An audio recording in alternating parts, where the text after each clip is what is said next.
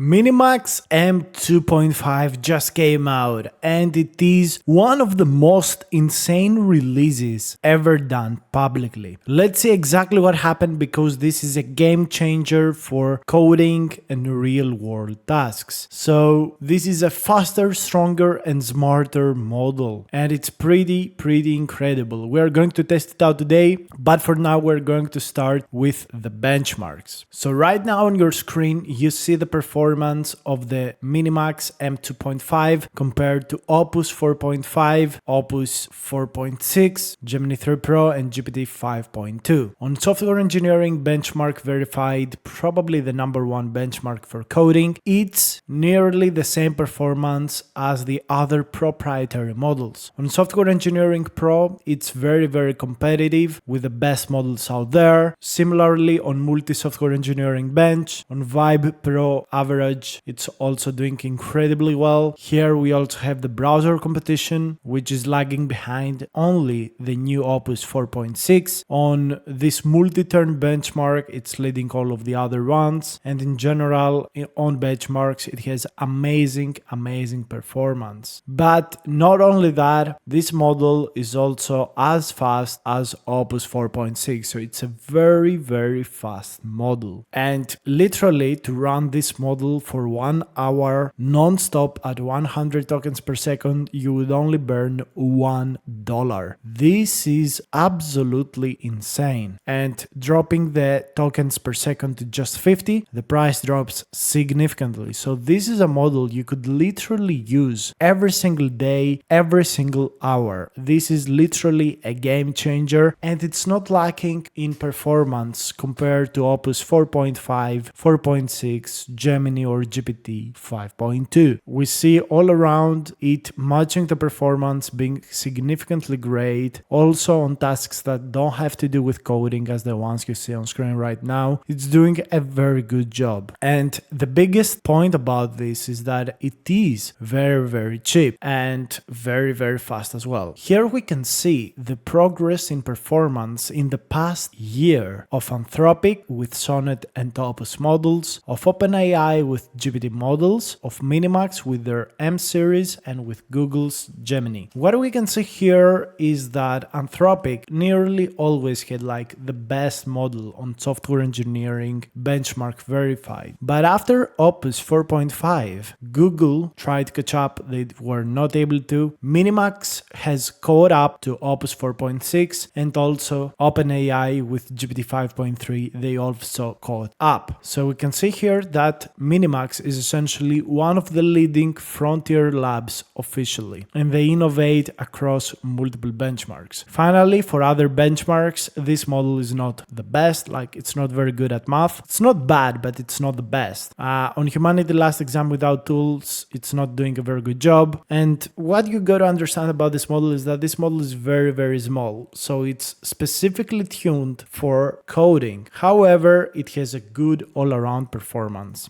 They also got monthly coding tasks, and I think this is one of the most good plans I ever seen in my life. Like with $10, you can get MiniMax M2.5 for 100 prompts per 5 hours. So literally you can get this and you are good to go for like a single day of working, especially if you take some breaks, which is I think super amazing. And you can integrate with multiple tools very easily, so you can use it wherever you want. And I think this is super amazing. Like it's absolutely insane. Also, if you want to use it as API, it's costing very low, only $1.2 per million tokens of output. It's so cheap. But if you want to use their super fast version, you could go with the Lightning version, which costs for output 2 times more, which is really not a significant increase. And of course, as we talked about, they got these different plans. So this is how the agent looks like. I'm going to begin by creating an interactive Pokemon Pokédex web page. I select here the max version, send it. So the Pokemon Pokédex is ready. It has all of the stats, literally one of the best results from any AI model out there. And this is just the online,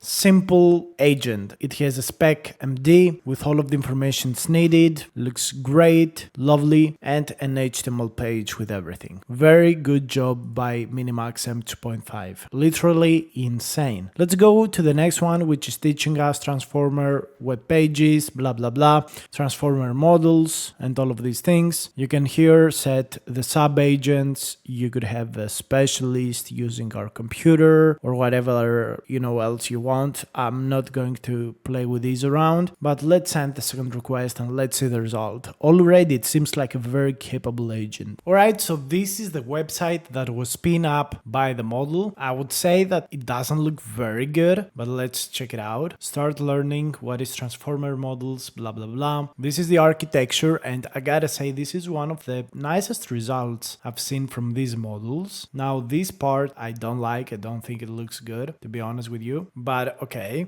If we see it on this preview format, it looks a lot better, to be honest, rather than the full screen. But let's move on. Attention mechanism. I really also like this, that shows how everything is combined with also mathematical form. Talks about multi-head attention, real-world applications that transformers can be used. It gives us an example, which we can click here, copy on clipboard. Okay, and it gives us also more resources if we're interested to learn more. Everything is indexed correctly, as we can see here. And I gotta say, even though this is not a perfect result, I think the UI is unique. It looks nice, it looks clean, and of course we have to factor in that this model costs a very specific price, was also quite fast at solving this request, so I would give it like an 8 out of 5. So let's create a Flappy Bird game with it. Let's give it this prompt, create a Flappy Bird game for us in a single HTML page. Let's see if it's going to be able to do it, but already I can save some very positive words for it. And here is the Flappy Bird game. So let's check it out. Indeed, the game is, as expected, very hard to play, but the UI looks good, it looks clean. I will try and say make the game at least 80% easier. Gravity is pulling too hard. Let's see if it's going to be able to revise the code and make the game a lot simpler so it's actually playable. And we're going to finish with a master prompt, an insane prompt that's very hard for models to make and also for platforms to host, which is making a GTA 5 game using 3JS library. So it revised the gravity, shows us exactly the changes that it done, and let's check it out again. So let's open up a new screen and play the game. So again, the game, I wouldn't say looks very good. It's a little bit too hard. Again, not very calibrated, but the UI looks very clean, looks very nice. So I would say this is not a perfect result, but this is exactly what I would expect a current frontier model to do.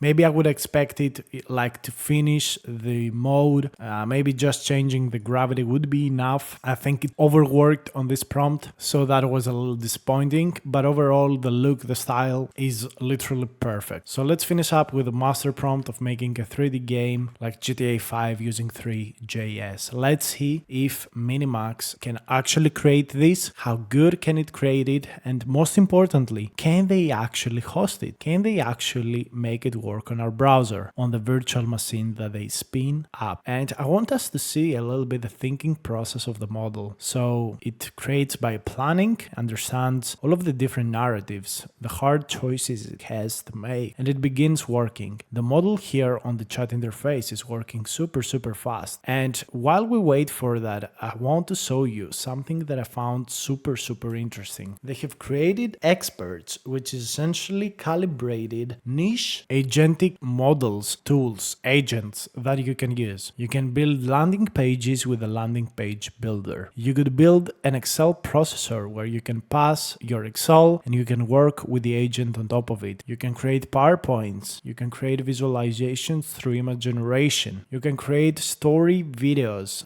through the generator. You could tidy up folders. You could create icons, animations, and a lot of other stuff. And people can actually contribute here by sharing and creating their own experts. If you're interested in finding experts for your problem or your task, I would absolutely tell you to go in here, click on one of these, check them out. You could even potentially chat with them and use them. And I think this is a complete game changer for people that are not experts at prompting or creating agents. You could tap into pre-made experts through MiniMax agent to do exactly the tasks you need. And I think this will absolutely change the way you work. So let's finally see the open world game inspired by GTA 5 using Three.js, created by MiniMax M2.5. So the game is supposedly made and we can play it out in here. So it's trying to load the Three.js library and game on the interface. And of course, everything is lagging. If we click on inspect, we already can see some errors, like the server is breaking up, and this is of course to be expected, as this is not a simple task to do or a simple task to have. It's kind of heavy. We can find all of the code in here, and